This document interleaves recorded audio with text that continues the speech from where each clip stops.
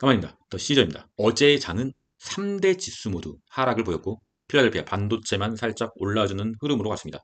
최근 들어서 나스닥과 필라델피아가 약간 디커플링으로 가는 흐름을 보이고 있죠. 하지만 흐름 자체는 약간 비슷한 경향치로 가고 있습니다. 오늘 아침 장후에 마이크로소프트와 구글의 실적 발표가 또 호조로 나오면서 시간외에서 구글이 나스닥을 끌어올리면서 현재 나스닥 선물 상황이 상당히 좋게 출발을 하고 있습니다. 공포지수는 39, 여전히 공포의 상황이고요.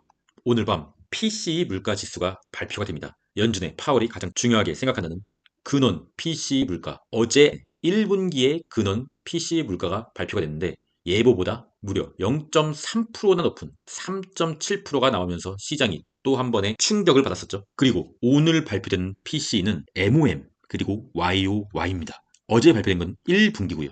그런데 1분기가 3.7이 나온 거죠. 1, 2, 3월이 3.7이라는 겁니다. 파월의 저번 발언에서 1, 2월은 약간 계절성이다. 높게 나왔지만 계절성이다라는 발언을 했죠. 그렇다고 하면 남은 것은 이제 3월이잖아요.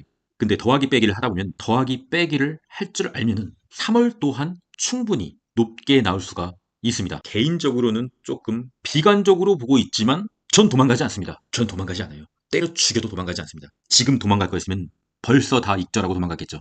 공포지수 매법 참고하시고요. 매도의 방법 참고하시고요. 푸드크옵션 0.88 지난해 8월부터 시작된 조정전과 상당히 비슷한 결의 푸앤콜 옵션 상황입니다. 물론 과거에 이랬다고 해서 앞으로도 이렇게 똑같은 흐름으로 간다고 하는 건 말이 안 되는 말이고 다만 이상하게 데자뷰처럼 비슷하단 말이죠. 이때도 1까지 치솟았다가 0.88, 89를 찍고 다시 또 다른 조정이 시작되었죠. 두 번의 조정이 더 있었습니다. 오늘 PC가 예상보다 훨씬 높게 나온다고 하더라도 푸드앤콜 옵션이 올라간다 하더라도 저는 포기를 안 한다고요. US100, CFD, 나스닥 지수 차트 일봉으로 PC가 높게 나와서 다시 지수가 원점으로 약간의 상승을 그대로 반납하는 지점까지 온다고 하더라도 상승 추세선은 지켜주는 흐름이라면 다시 한번 추매의 구간으로 사용할 수 있다. 라는 생각밖에는 없습니다. 현재 US100 CFD 나스닥 지수 차트 일봉은 파란색 선, 지지선이라고 했죠. 지지선이 4월달에 무너지고 급격한 추가적인 하락이 나왔고 상승 추세선에서 지지받고 다시 한번 올라서 현재 어쨌든 간에 파란색 선에 걸쳐 있잖아요. 현재로서는 굉장히 이도 저도 아닌 상황입니다. 굉장히 애매한 상황인 거죠. 오늘 장은 시작도 안 했기 때문에 파란색 선에 지지를 받는다라는 말씀은 드릴 수가 없고요. 오늘 밤이 지나봐야 어떻게든 결정이 날 것 같습니다. 환율도 역시나 상승 추세선을 깨냐 마느냐 갈팡질팡 방향을 못 정하고 있는 모습 걸쳐 있잖아요. 나스닥 선물도 걸쳐 있고 환율도 걸쳐 있고 뭐겠습니까? PCE 물가지수를 기다리고 있다는 거죠. 우리가 할 수 있는 것은 지금은 일단 추매를 하기에는 상당한 모험이라고 할 수가 있고요. 추매를 하기에는 굉장히 애매한 구간이라고 할 수 있고요. 오히려 PC 물가지수가 나쁘게 나와서 주가가 내리면은 추매 구간으로 전략적으로 할 수가 있다라고 밖에는 말씀드릴 수가 없습니다. WTI 국제유가는 5일선을 계속적으로 지지해주면서 먼저 조금 심하게 급락을 맞았기 때문에 다시 한번 올라주는 모습. 여전히 조정은 끝나지 않았다라고 보시는 게 좋고요. 엔비디아는 어제 살짝 올라준 모습. 하지만 고점은 계속적으로 낮아지고 있고 저점도 계속적으로 낮아지고 있다. 지금은 약간 애매한 순간이다. TQQQ 프리장에서 54달러 정도를 보여주고 있네요. 구글과 마소의 덕택으로요.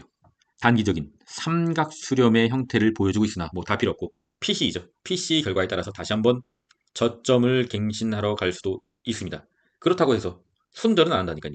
현 구간에서 손절은 의미가 없습니다. 존버를 하고 추가적인 저점이 갱신이 된다면 분할춤의 기회로 사용하는 전략으로 저는 가고 있습니다. 속슬도 상당히 풀이장에서 나쁘지 않은 흐름 약 37달러를 유지하고 있습니다. 오늘은 굉장히 어려운 날이에요. 예측을 하지 말고 PC 결과가 나온 후 대응을 하는 방법으로 가시는 것을 추천드립니다. 불즈 못난 놈 116달러지만 뭐 아무 의미 없고요. 혹시 오해를 하시는 분이 있는데 저는 불즈를 작년 8월, 9월, 10월에 매수를 했습니다. 그리고 단 한 주도 건들지 않았어요. 그때 매수하고 지금까지 계속 똑같은 수량을 갖고 있습니다. 불즈 못난 놈 넘어가도록 하겠습니다. 하지만 불즈가 최저점을 갱신해주면서 다시 한번 상승 추세선의 하단 라인에 근접하는 좋지 않은 상황이 온다. 그러면 오랜만에 불즈를 추매할 것입니다. 테슬라 파란색 선 최고점을 이은 파란색 선과 최저점을 이은 빨간색 선을 쭉 그었을 때 그 중간에 자리하는 검정색 선 이 선은 모든 유튜버가 단 한 명도 긋지 않는 선인데 저만 이렇게 그어놨습니다. 삼각수렴의 초장기 삼각수렴의 중앙선입니다. 프리장에서 약간 넘어지고 있네요. 제가 예전 영상에서 보면은 그런 말을 했을 거예요. 테슬라를 신규적으로 매수할 분들은 장투를 고려하고 매수를 하여라. 초장기 삼각수렴의 중앙 검정색 선 이 밑으로 주가가 내려온다고 하면 언젠가는 그 위로 올라오는 날이 있을 것이다. 올라왔네요. 올라왔어요, 여러분. 그리고 언제든 이 중앙색 선으로 급등을 하여도 다시 이 중앙색 선 밑으로 언제든 내려올 수가 있습니다. 테슬라를 장투하는 것은 매우 힘든 일이 될 것 같으며, 다만 저 같은 경우는 TSLA를 여기서 여기 최저점에서 매수를 하고 현재 상황을 보니까 한 50% 정도 찔끔 먹고 있는 상황이고요. 멤버십 회원님들께도 말씀드렸고요. 다만 제가 이렇게 호기롭게 말하는 것과는 반대로 수량은 적죠. 좀 창피한 수량을 갖고 있습니다. 그렇다고 해서 뭐 한 주 산 건 아니고요. 창피한 수량이지만 그래도 유의미한 퍼센트로 약간 짭짤한 정도로 수익금이 나고 있네요. 항상 주식은 원웨이는 없어요. 캔들이 볼린저 밴드 완전히 밖으로 나간 상태에서는 분명히 기술적 반등은 나옵니다. 솔직히 50%가 오를 줄은 몰랐죠. 50%가 오를 줄 알았으면 전 재산을 다 때려박았겠죠. 단순히 기술적인 반등이 나올 자리이기 때문에 기술적인 반등을 먹으러 들어간 건데 계속적으로 양봉이 꽂히니까 홀딩을 하고 있는 거죠.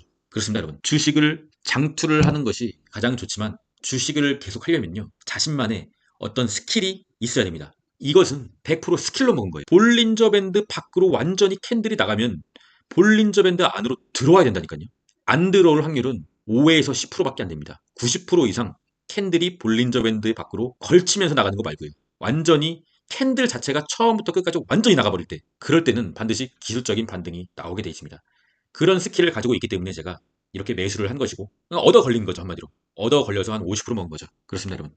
하여튼 테슬라 같은 경우는 1 홀딩하겠습니다. 숏에 보여주십시오.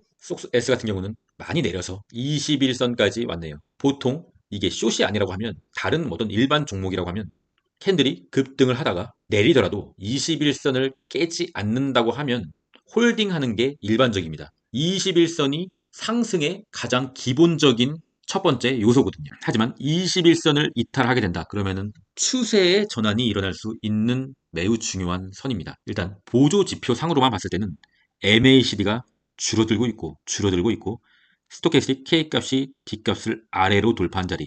좋지 않은 거죠. 뭔가 반전이 있어야겠죠. 그 반전이 오늘 PC 발표가 될 수도 있고요. 롱을 들고 있는 입장에서 조금 상당히 좀 걸리는 것은 TQQQ가 1등이라는 거. 제가 이 키움전사의 일간 순매수를 거의 뭐 맨날 확인을 하는데 TQQQ가 1등으로 박히는 날이 그렇게 많진 않습니다. 많진 않고요. 하지만 순매수 현황은 실시간으로 바뀐다는 거.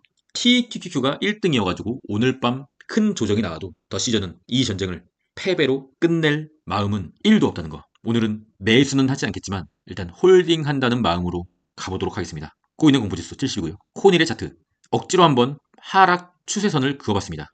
현재는 하락 추세선에 터치를 하고 옆으로 이렇게 횡보해주는 모습.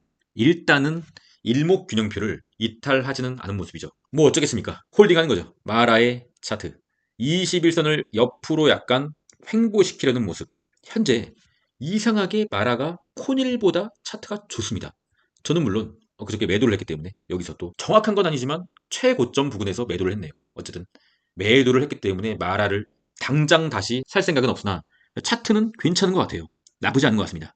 다시 한번 이평선을 위로 이렇게 돌리려는 흐름이 나와준다고 하면 매도가보다 더 높더라도 다시 한번 매수할 의향이 있다고 했죠. 비트코인 도미넌스 하락의 추세로 가고 있고요. 비트코인의 4시간봉 상당히 좋지가 않은 것은 중앙 이평선이 계속적으로 내려오고 있는 모습.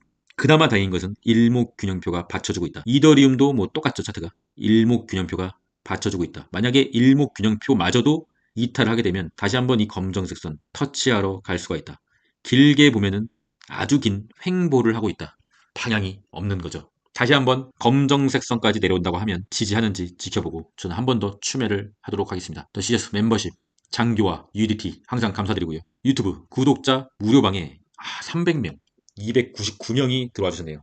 오늘 간단하게 볼린저 밴드에 대해서 구독자방에 설명을 해드렸고요. 더 자세한 볼린저 밴드에 대한 설명을 원하시면 제 영상 중에 볼린저 밴드의 공부 영상이 있습니다. 한번 찾아보시고요. 시청해주시면 더 쉽게 이해가 될 것 같습니다. 저와 함께 이 험난한 주식 세계에서 동료로서 살아남으실 분은 멤버십 가입해주시면 최선을 다해서 굉장히 빠른 피드백으로 같이 한번 이 전쟁을 승리로 이끌어 봅시다. 마지막은 인생 명언으로 마무리하겠습니다. 인생은 끝까지 가봐야 알 수 있습니다. 사람마다 피는 시기가 다릅니다. 주식도 장투도 끝까지 가봐야 알 수가 있습니다. 수많은 일봉이 모여서 주봉이 되고 수많은 주봉이 모여서 월봉이 되듯이 일희일비하지 마시고 끝까지 가야 우리의 계좌가 피는 시기가 올 것입니다. 그럼 전 오늘 PC를 밀착해서 확인해 보도록 하고요. 반드시 이 전쟁에서 승리해서 몇 달 뒤에 설레발과 호들갑을 떠는 영상을 찍도록 하겠습니다. 응원해 주십시오. 그럼 전 여기까지 하겠습니다. 이상입니다.